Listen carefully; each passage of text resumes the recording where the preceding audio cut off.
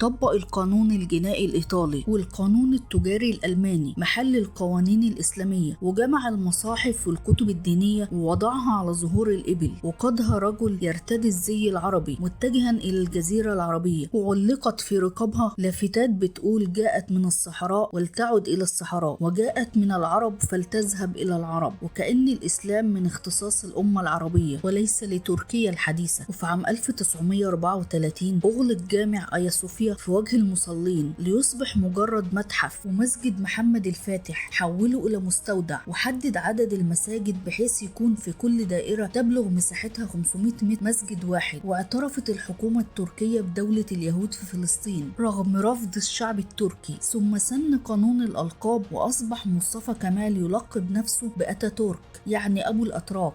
وفي عام 1935 عد اليوم العطلة الأسبوعي من يوم الجمعة المقدس في الدين الإسلامي إلى العمل بعطلة نهاية الأسبوع الأوروبي، واستكمل ثورته قبل وفاته